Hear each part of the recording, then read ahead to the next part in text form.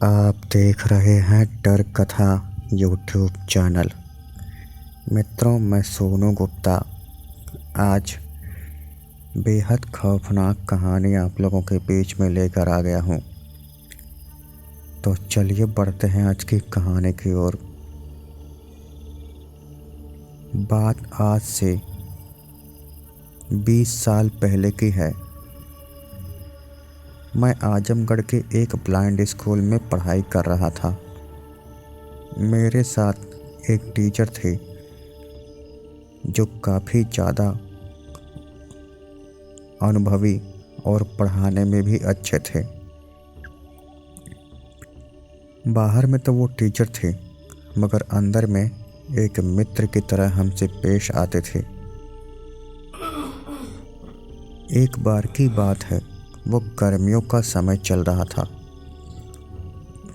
हम सब लोग शाम के तकरीबन 5 बजे उनके साथ उनकी झोपड़ी के बाहर बैठे हुए थे, क्योंकि वे अकेले रहना और खाना ज़्यादा पसंद करते थे। इसलिए उन्हें एक झोपड़ी दे दी गई थी। उसमें खाना पकाने का पूरा सामान उनको मिल गया हुआ था। तभी हमने उनसे कहा कि सर, आज आप कुछ भूत प्रेतों की कहानी सुनाइए। जिस पर उन्होंने बताना शुरू किया कि ये बात तब की है जब मैं गोरखपुर के एक ब्लाइंड स्कूल में पढ़ाई कर रहा था। कहा जाता है कि वो स्कूल पूरी तरह से भूतिया था और लोगों के साथ अजीबोगरीब घटनाएं होती रहती थी।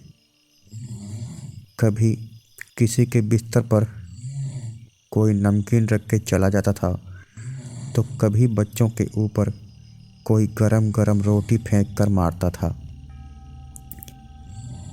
और छत पर हर रात क्रिकेट होता था, मगर यह दिखाई नहीं दे रहा था कि क्रिकेट कौन खेल रहा है, केवल आवाज़ें आती थी।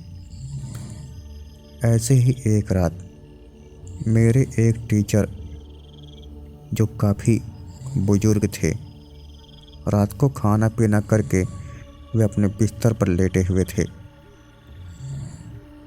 आधी रात के समय जब उनकी आंख खुलती है तो उन्हें लगा जैसे उनके पेट में दर्द हो रहा है। जब दर्द कंट्रोल से बाहर हो गया तो वे शौचालय में पेट साफ करने के लिए चले जाते हैं। वापस आने के बाद अपने बिस्तर पर बैठकर कुछ विचार कर रहे थे। तभी उन्हें ऐसा लगा जैसे उनके बगल वाला कमरा, जो काफ़ी सालों से बंद पड़ा था और बाहर से उसमें ताला लगा हुआ था, उसी के अंदर से अजीबोगरीब आवाज़ें आनी शुरू हो गई। एक कर्मचारी घंटी मारते हुए दाई को आवाज़ लगाता है, अरे चंद्रकला, अरे उठा तने लइकन के का वो पियावा। उसके ऐसा कहते ही उसी कमरे में बहुत सारे बच्चों की संख्या अचानक से बढ़ने लगती है और कर्मचारियों की संख्या भी बढ़ जाती है। कोई खाना पका रहा है, तो कोई बच्चों को चाय पिला रहा है, तो कोई साफ सफाई कर रहा है। ये देखकर वे काफ़ी हैरान हो गए कि इस बंद कमरे में कौन आ सकता है भला, जबकि मैं यहीं पर बैठा हूँ। न तो मैंने किसी के चलने की आवाज़ सुनी और ना ही कुछ। तो फिर अचानक से इस बंद कमरे से आवाज़ कैसे आ सकती है? उन्हें समझते देर नहीं लगी कि मामला कुछ और ही है। वे अंदर ही अंदर काफ़ी ज़्यादा डर जाते हैं। तब अचानक से उन्होंने देखा कि उसी बंद कमरे में बच्चों की क्लासें चलने लगी। पढ़ाई लिखाई भी होनी शुरू हो गई थी। जब उन्होंने अपने घड़ी में वक्त देखा तो 4 बजने वाले थे और जैसे ही 4 बजा तो अचानक से सब कुछ शांत हो गया। सुबह होने के बाद लोगों ने जब उनसे पूछा तो उन्होंने पूरी घटना लोगों को बता दी, क्योंकि उनके हाव भाव से ऐसा मालूम पड़ रहा था कि वे काफ़ी ज़्यादा डरे हुए थे। इसीलिए लोगों ने उनसे पूछना शुरू कर दिया था। लोग ये सुनकर काफ़ी ज़्यादा डर गए। तब से उन्हें उस कमरे के बगल में नहीं सुलाया गया।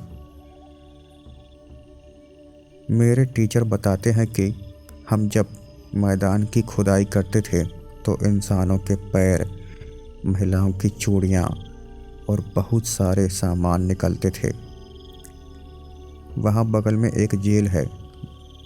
कहा जाता है कि वो अंग्रेज़ों के ज़माने की जेल थी और आज भी खंडहर के रूप में पड़ी हुई है। आज़ादी के समय जो लोग मारे गए हैं उन्हीं की आत्मा यहाँ पर भटक रही है।